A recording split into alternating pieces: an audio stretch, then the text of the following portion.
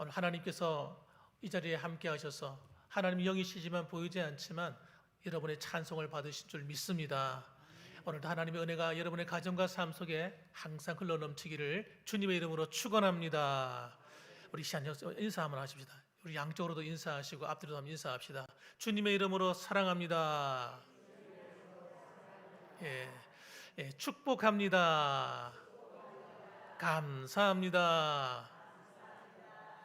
감사합니다. 오늘 특별히 또 우리 서정혜 우리 성도님 남편 되시는 우리 정 선생님 모셨는데 너무 반갑습니다.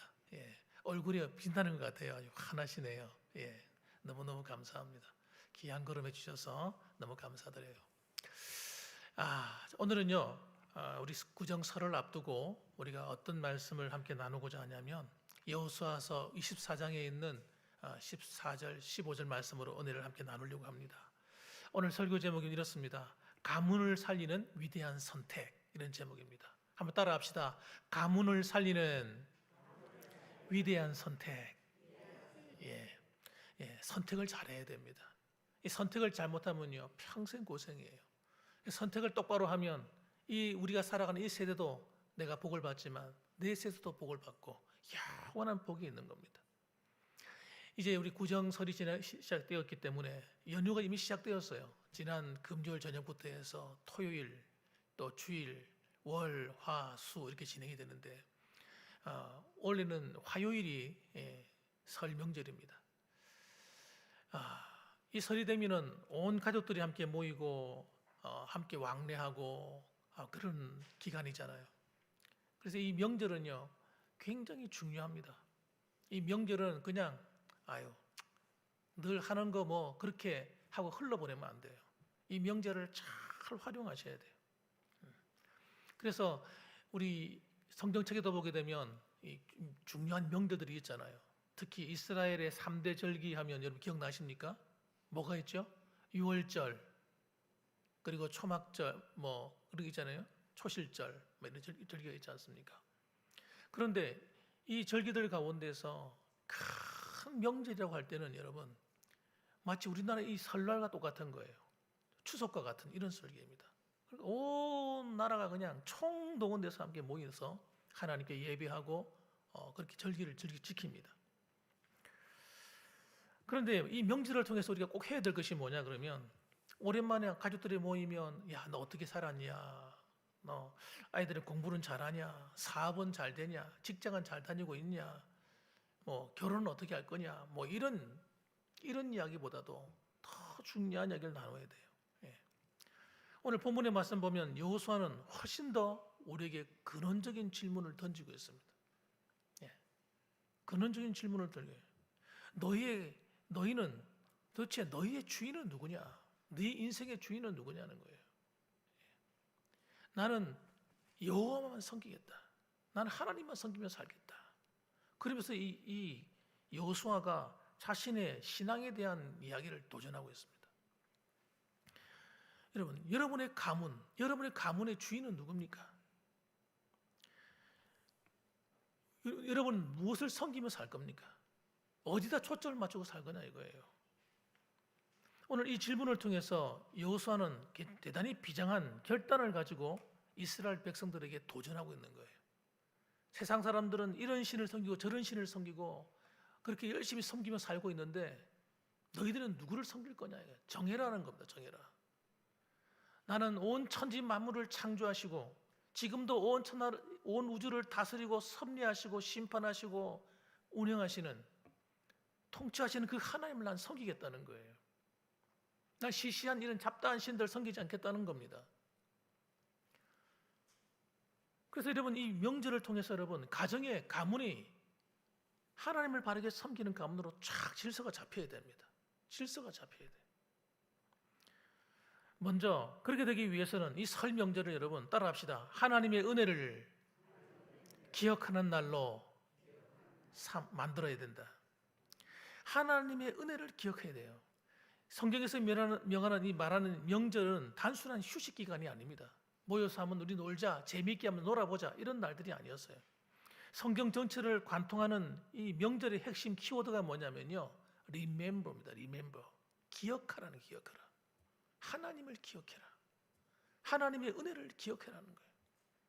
신명기 16장 15절 말씀 보면 내 하나님 여호와께서 택하신 곳에서 너는 이레 동안 내 하나님 여호와 앞에 절기를 지키고, 이 사람들은요 절기를 지키는데, 명절을 지키는데 하루만 지킨 것이 아니고 이레 동안 7일 동안 꼭 지켰어요. 7일 동안 지키면서 하나님께 예배하고 그러면서 그날을 큰 잔치를 벌였습니다. 그러면서 하는 말이 네 하나님 여호와께서 네 모든 소출과 네 손으로 행한 모든 일에 복 주실 것이니 너는 온전히 즐거워할지니라. 무슨 말이냐면 이스라엘 백성들이 지켰던 유월절이나 초실절이나 초막절, 이런 절기를 통해서 과거에 우리가 노예였지만 하나님이 우리를 구원하셨고, 때로는 그 광야에서 우리를 먹이셨던 그 하나님이 지금도 우리가 살아가는 이 환경 속에 하나님 우리를 먹이시고 입히고 있다는 거예요. 이 놀라운 이야기입니다. 아니, 내가 열심히 직장에 나가서 일했지 언제 하나님이 나를 먹여주셨어? 아니, 내가 열심히 사업해서 먹고 살았지 언제 하나님이 우리를 도와주었어? 여러분, 세상 사람들은요 이게 이해가 안 돼요. 그런데 여러분, 우리가 살아가는 이 세상은 우리의 노력만으로 사라지지가 않는다는 걸 기억하셔야 됩니다. 모든 세상의 주권이 하나님께 있고 하나님으로부터 나옵니다. 그래서 하나님, 우리가 잘 되는 것도 하나님이 허락해 주지 않으면 잘 될 수가 없어요. 하나님이 허락해 주셔야 되는 거예요. 아이들이 학업을 통해서 공부를 잘 할 수 있는 것도 하나님이 인도해 주셔야 돼요. 인도해 주셔야 돼요. 제가 과거에 그런 걸 경험했어요. 그 당시에는 어떻게 된 건지 초등학교 때 새벽 기도도 나가는 그런 일이 있었는데 하나님께서 희한하게 제 앞길을 인도하시더라고요. 내 마음속에 공부를 하고 싶으면 견딜 수가 없는 거예요. 희한하죠. 누가 나보고 공부하라 말하는 것도 아니고 누가 말 시키는 것도 아닌데 공부를 하고 싶어 견딜 수가 없는 거예요. 그래서 혼자서 열심히 공부하면 누가 학원에 보내주는 것도 아니고 당시에 하나님께서 공부를 하게 만드시더라니까요. 공부하는데 지혜를 주시는 거예요. 공부하는 방법을 가르쳐 주는 것도 아닌데 내가 공부할 지혜를 가지는 거예요. 어떻게 하면 내가 다른 아이들보다 좀 더 성적을 더 올릴 수 있을까? 고민하는 거예요. 고민. 그래서 방법을 생각했어요. 쟤들과 똑같은 시간, 똑같은 방법으로 공부해서는 내가 등수를 올릴 수 없겠다. 그래서 아이들이 놀 때 내가 공부해야 되겠다 싶더라고요. 그래가지고 누가 그걸 가르쳐 줬습니까? 얼마나 놀고 싶어요, 그 당시에. 중학교 다니고 고등학교 다니고 놀고 싶은 때 아닙니까? 하나님께서 휴일이 딱 어제 생기잖아요. 공휴일이 딱 생기면 보따리 사들고 학교 가는 거예요. 학교 가서 공부하는 거예요. 누가 공부하라 가르친 것도 아니에요. 하나님의 감동을 주니까요. 공부를 하게 되더라니까요. 그래서 성적이 자꾸 올라가는 거예요. 전교 석차가 계속 올라가는 거예요.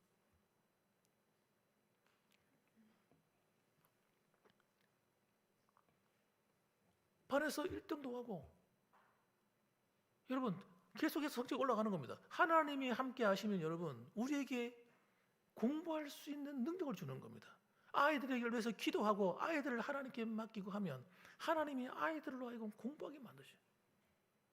재능이 필요하면요 재능도 줍니다. 재능. 이걸 우리 은사라고 말하잖아요. 탤런트. 그런 걸 줘요. 저는요 예수님을 만나고 난 다음에 교회에서 봉사를 하고 싶어 견딜 수가 없는 거예요. 봉사하고 싶은데 뭘로 봉사할까? 옛날에는요 현수막 같은 것을 갖다가 전부 다 손으로 다 썼습니다. 손으로 썼어요. 요즘은 다 인쇄해가지고 프린트돼 나오지만 예전에는 다 그렇게 손으로 써서 붙였어요. 교회를 봉사를 하고 싶은데 그걸 하고 싶은 거예요. 그때 이제 페인트를 사와가지고 그래가지고 그 북 가지고 이제 쓰는 겁니다. 앞에서. 저는 한 번도 해본 적이 없어요.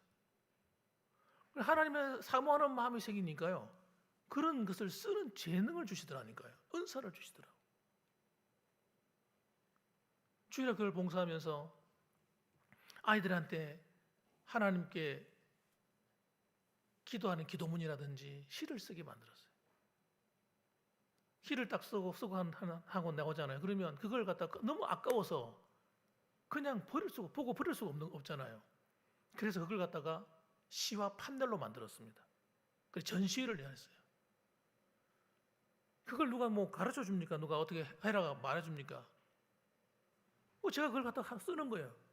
가는 붓을 가지고 애들 쓴 그 편지글, 시 이런 것들을 다 써서 전시회를 열고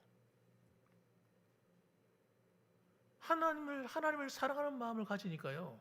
그런 재능과 은사들을 하나님 주셔서 하게 만들더라니까요. 여러분 사업하는 것도 똑같습니다. 여러분 사업도 여러분 사업하는 능력을 받아야 하나님께서 주셔야 됩니다. 어떤 사람은 사업을 하는데 하는 것마다 안 돼. 여러분 그런 사람 만나보셨습니까? 이상하게 안 되는 것만 골라서 하는 거예요. 여러분 선택을 하는데 그리고 돈 있는 거 다 날리는 거예요. 일을 하는데 일머리를 알아야 되는데 일머리를 모르는 사람이 있어요. 일머리를 모르면요 해도 안 되는 겁니다. 따라합시다. 하나님이 지혜를 주셔야 된다. 그겁니다, 여러분. 하나님이 지혜를 주면요 안 될 일이 되게 돼 있는 거예요. 이상하게 그런 사람들을 만나게 되고 자기를 돕는 사람들과 함께 하게 되는 거예요. 그리고 아이디어, 재능, 지혜가 터져 나오는 거예요. 그래서 여러분 기억하라 이거예요. 오늘 뭐라고 말해요? 여호와께서 내 모든 소출과 내 손으로 행한 모든 일에 복 주실 것이니. 하나님이 복을 준다는 겁니다. 우리의 손으로 하는 모든 일에 하나님이 재능을 주시고 은사를 주시고 능력을 주시고 지혜를 주셔서 먹고 살아갈 수 있는 힘을 준다는 거예요. 그래서 여러분 이 명절을 통해서 우리는 뭘 생각해야 됩니까? 하나님이 우리 가문을 축복하신다 한 믿음을 갖는 겁니다. 그것을 기억하는 거예요. 그래서 하나님의 은혜를 기억하지 않는 사람은 신앙이 타락하도록 되어 있습니다. 감사한 줄 모르는 거예요. 내가 한 줄 아는 겁니다.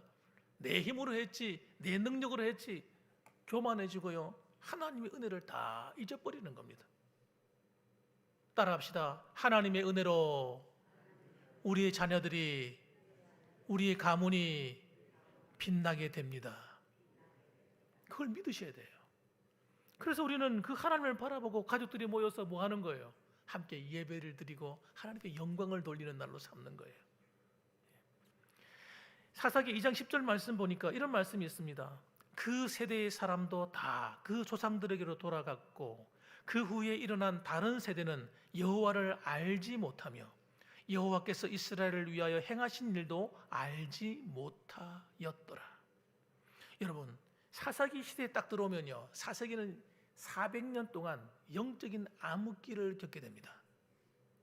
사람들이 전부 다 신앙이 이상한 신앙이 돼요. 타락하기 시작합니다. 그런데 그 초반부에 사사기 2장이 뭐라고 기록했다고요?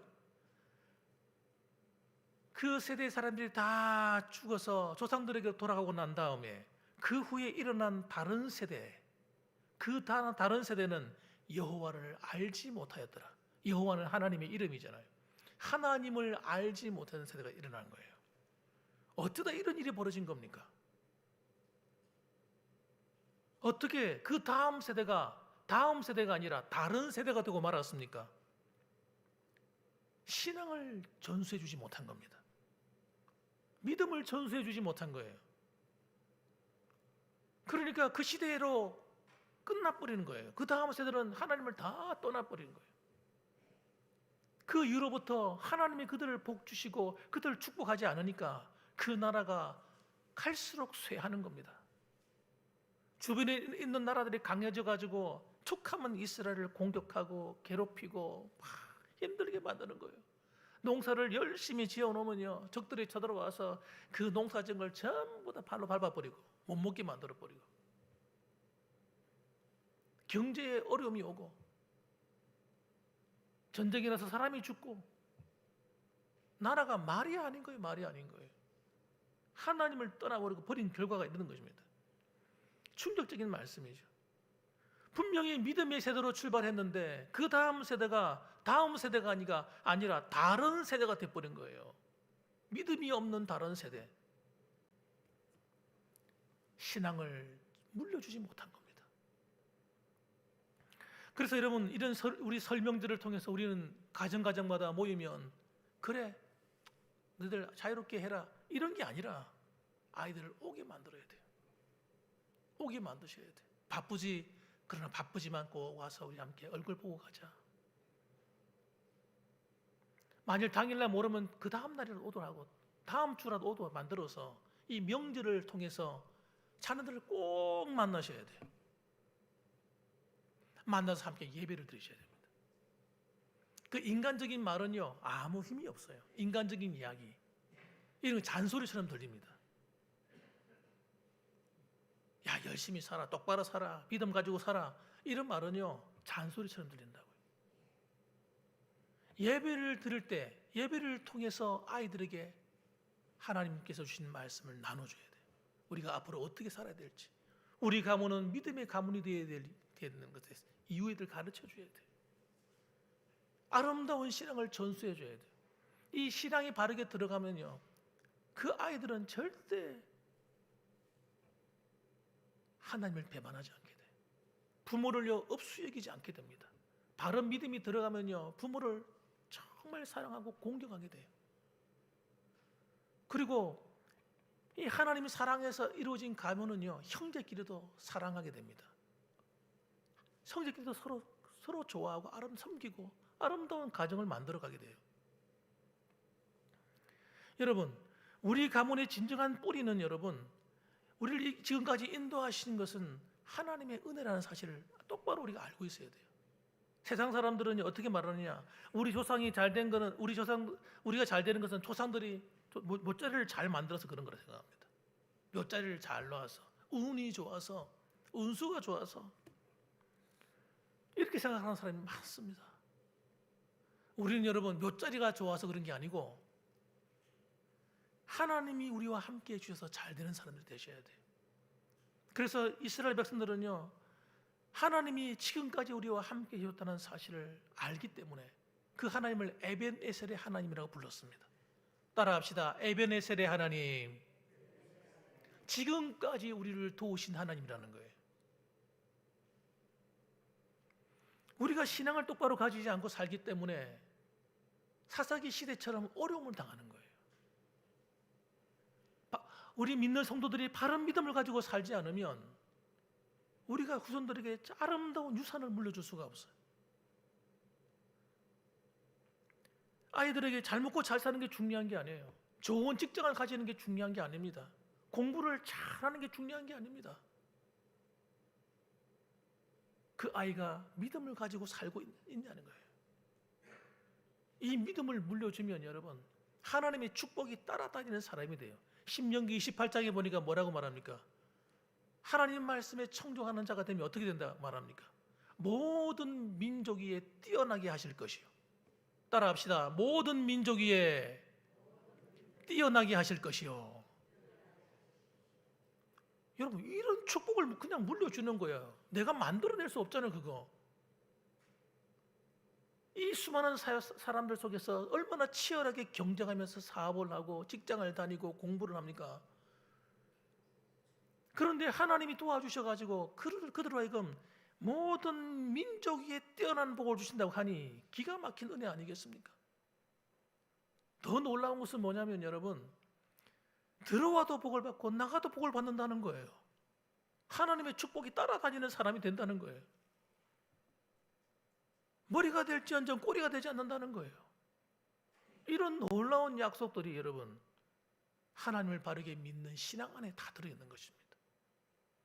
그래서 여러분, 설 명절은요, 그런 신앙을 확인하는 자리예요. 예배를 통해서 확인하는 거예요. 서로 기도해 주는 겁니다.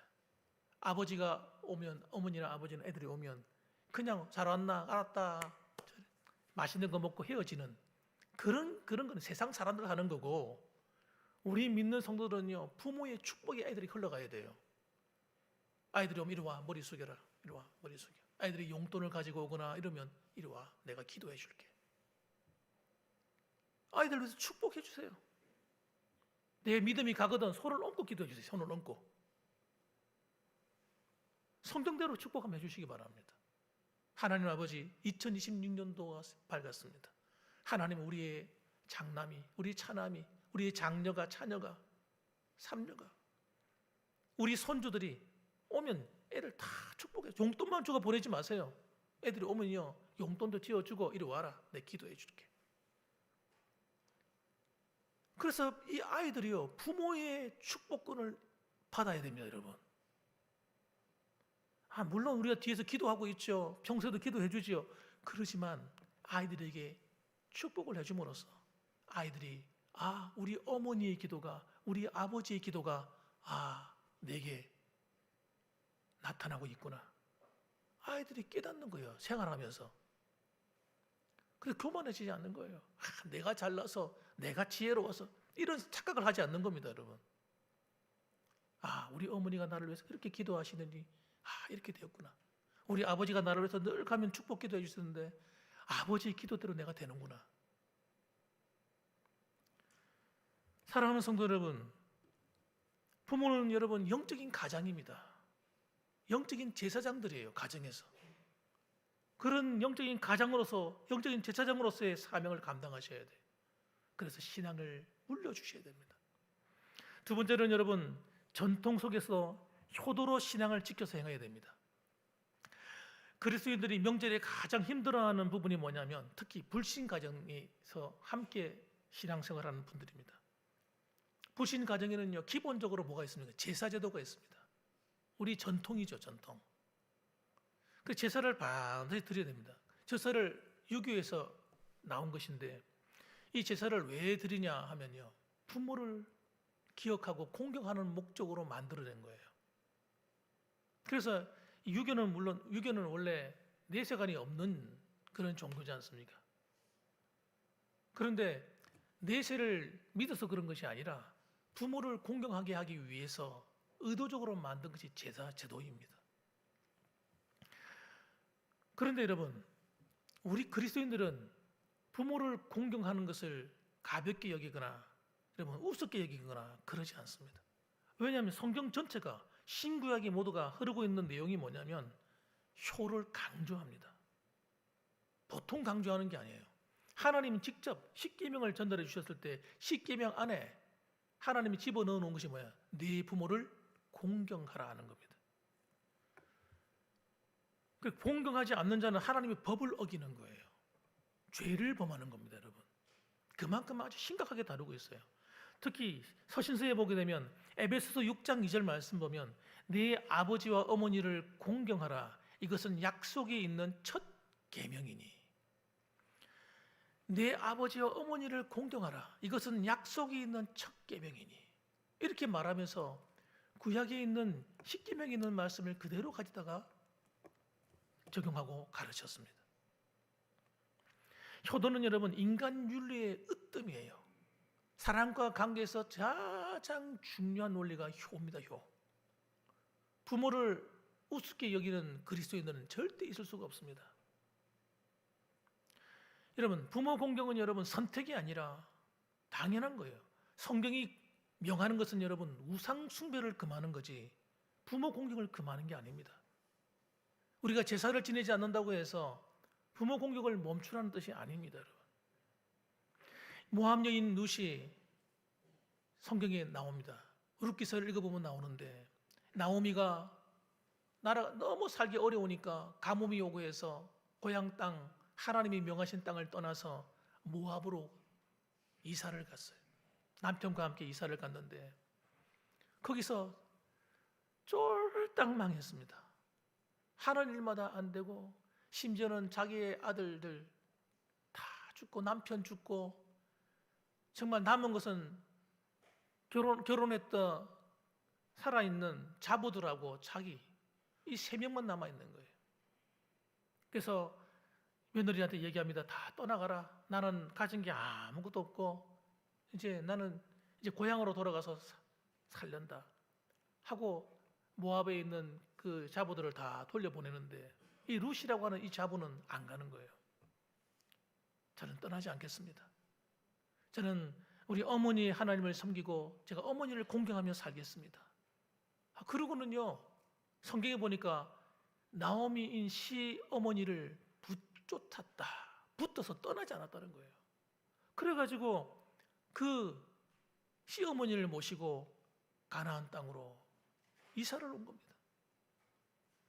여러분, 이렇게 효도하는데 그 당시에 무슨 노동력이 있었겠습니까? 그러니까 추수하고 나면 밭에 나가가지고 이삭을 주워서 모아가지고 그거 가지고 팔고 또 남는 건 자신들이 먹고 이렇게 해서 두 사람이 사는 거예요. 얼마나 비참합니까? 그런데도 여러분, 아무것도 없는 그 시모를 위해서 최선을 다해서 공격하는데 하나님이 이 모함 여인, 이스라엘 여인도 아니에요. 모함 여인인 이 여인의 믿음을 보시고 하나님 축복을 하시는데 어떻게 축복하십니까? 그 베들레헴 지역의 가장 유력한 자, 부자예요. 엄청 부자입니다. 그 부자인 보아스를 만나게 만드셔가지고 두 사람이 결혼하게 만들어서 여러분, 다윗의 증조모가 되게 만듭니다. 메시아의 가문에 여러분 계보를 잇는 어마어마한 자리에 앉혀주신 하나님께서 그 유명한 다윗 왕의 할머니가 되는 거예요. 증조모가 되는 거예요. 여러분, 이런 놀라운 축복을 하나님 선물하시는 거예요. 여러분, 효는 여러분 하나님이 너무너무 기뻐하는 겁니다. 뿐만 아니라 여러분, 이 참된 효도는요, 우리에게 모든 하나님의 축복이 따라오도록 되어 있어요. 이 땅에서 네가 잘 되고 장수하게 된다는 거예요. 약속이 있는 거라는 거예요. 그렇기 때문에 여러분, 우리가 이 불신 가정에서나 이런 믿지 않는 가정에서 우리는 제사는 드리지 않습니다만은, 그러나 부모를 공경하는 것은요 반듯하게 해야 되는 겁니다. 그래서 믿지 않는 가정에서 이런 설명들이 되면 먼저 전화하고 시어머니나 또는 우리 또 시아버지에게도 또 그리고 장모님 또 장인어른에게도 아주 사랑으로 대하고 잘 섬겨줘야 되는 겁니다. 사랑해야 돼요. 사랑하는 척하면 안 돼요. 진짜 사랑해줘야 됩니다. 관심을 가지고 마음을 들이고 해야 돼요.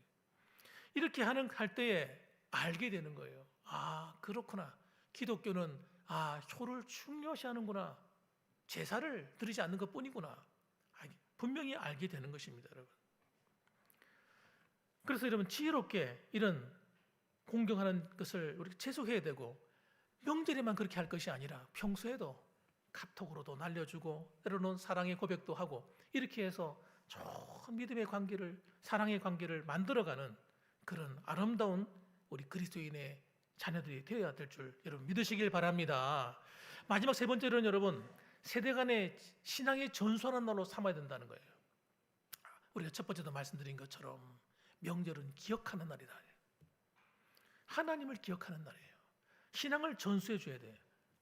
명절은 어떤 날이냐? 세대와 세대가 만나는 날입니다. 아버지의 세대와 아들의 세대, 할아버지의 세대와 손주의 세대, 이 만나는 날입니다. 이런 만나는 날 때 아이들에게 다가가서 아름다운 신앙의 이야기를 들려주는데, 그냥 여러분, 아까 전에 말씀드린 것처럼 그냥 와도 되고 안 와도 되고, 오면 좋고 안 와도 그만이고, 야 돈이나 붙여라, 용돈이나 보내라, 이런 관계가 되면 안 된다는 거예요. 그러면 신앙은 절대 물려줄 수 없습니다. 시편 145편 4절 말씀 보면 대대로 주께서 행하시는 일을 크게 찬양하며 주의 능한 일을 선포하리로다. 대대로 주께서 행하시는 일을 크게 찬양하며, 여러분 대대로예요. 대대로 하나님의 사랑은 대대로 흘러가야 되는 거예요. 하나님의 은혜는 대대로 흘러가야 되는 겁니다. 부모가 만났던 하나님을 자녀들에게 가르쳐 줘야 되는 거예요. 아이들에게, 손주에게 할아버지가 만났던, 할머니가 만났던 하나님에 대해서 아이들에게 가르쳐 줘야 돼요. 손주들에게. 언제요? 어릴수록 좋아요. 어릴수록. 다 크고 나면요, 크고 나서는요 늦어요. 어릴수록 좋아. 아이들 만나면 용돈을 주면서 품에 안고 기도해주고 축복해주고 사랑해주고. 할아버지 할머니가 용돈도 그냥 용돈 겨우 주는 그런 학부모로 이해하는 것이 아니라, 우리 할아버지가 믿는 하나님 너무 좋아. 우리 할아버지가 믿는 하나님 너무 좋은 분이구나. 그분이 정말 성경에 있는 그분이 진짜 살아서 우리의 삶 가운데서 우리를 인도하시는 분이네. 그 하나님이 좋아져야 되는 거예요. 그래서 그 아이들이 하나님을 안 떠나도록 우리가 잘 인도해 줘야 됩니다. 여러분, 성경에 보게 되면 자녀 교육에 실패했던 인물이 나옵니다. 하나님보다 아이들을 더 사랑했던 엘리 제사장. 이 엘리 제사장은요, 아이들에게 제사장의 가문이잖아요. 얼마나 큰 책임입니까? 제사장의 가문은요, 이 이스라엘은 계속해서 제사장의 일을 해야 됩니다. 하나님을 예배하고 제사드리는 일을 해야 되잖아요. 그런데 신앙을 제대로 안 가르치는 거예요. 하나님 보시기에 악한 일, 잘못된 일을 하면 불러가지고, 야, 너 제사장으로서 그렇게 하면 안 돼 하고 책망을 해야 되는 거예요. 중요한 일이기 때문에. 이 사람은요, 아이들이 잘못하는데 가만히 내버려 두는 거야. 그럼 하나님 이야기가, 너 그러면 안 되는데? 이런 말만 하는 거예요. 안 되는데? 그러니까 안 되는데 되는가 보다. 그리고요, 계속 나쁜 짓을 하는 거예요. 성전에 들어가서 사람들이 하나님께 드리는 이 제물을 가져오면 그 제물 중에 깔고리를 딱 가져가가지고 제일 맛있는 고기가 뭔가 딱 봐가지고 제일 맛있는 것만 골라서 딱 가져와서 먹어버리는 거예요. 하나님께 바치는 제물인데 자기가 갖다 먹어버려. 그런데 엘리가 알고 하는 이야기가, 그러면 안 되는데? 제사장이 하나님 앞에 범죄하는 일은요, 큰 죄입니다. 그것도 하나님께 드리는 제물을 범해요. 그럼 어떻게 해야 됩니까? 징계를 내려야 돼요. 그냥 말로만 하는 게 아니라 징계를 내려야 돼요.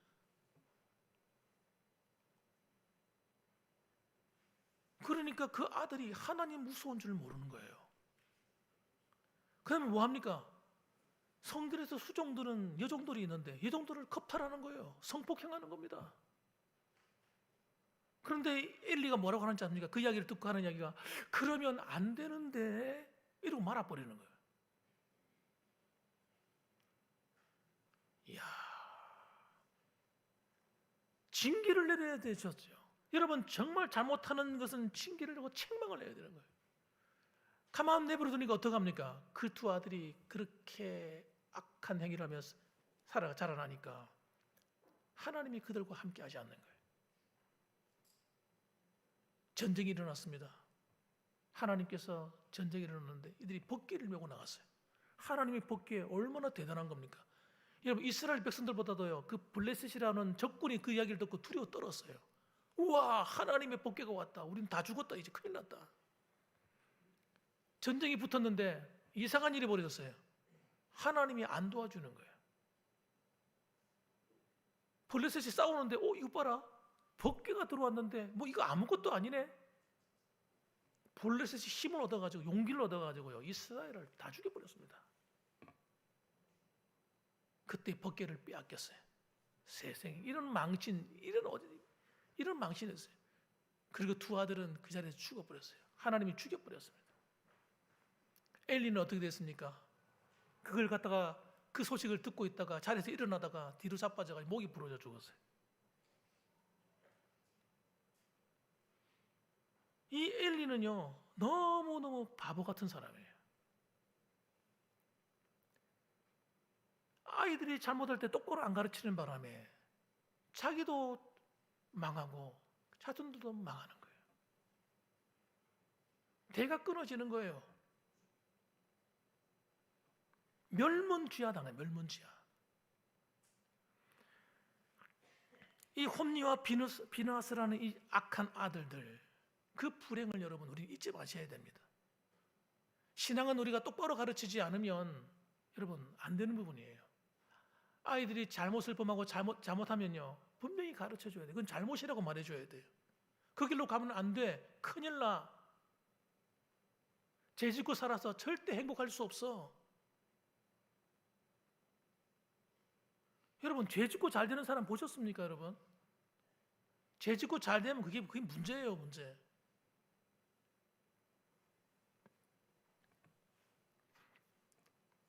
그러나 성경에 보면요, 디모데가 나옵니다. 디모데는 여러분 초대교회 당시에 바울이 정말 신뢰하고 칭찬한 그런 제자입니다. 얼마나 믿음이 좋고 나이는 어린데요, 너무너무 신앙이 좋은 거예요. 그래서 교회가 어려움이 생길 때마다 그런 교회에 파송을 보냈어요. 바울이 가야 되는데 내가 믿고 보낼 사람은 너밖에 없다. 네가 가서 그 교회 담임 목사가 좀 되어서 좀 도와라. 교회가 일어설 때까지 디모데를 보내서 그 교회를 다 섬기도록 만들었어요. 가는 교회마다 중요한 데는 전부 다 디모데를 보냈어요. 이 디모데가 어떤 사람이냐? 부모로부터 신앙을 똑바로 물려받은 거예요. 부모도 여러분 신앙이 좋은 부모가 있고 신앙이 좀 덜한 부모가 있잖아요. 근데 디모데에게는요, 어머니의 믿음이 너무 좋은 거예요. 어머니가 믿음을 똑바로 가르치는 거예요.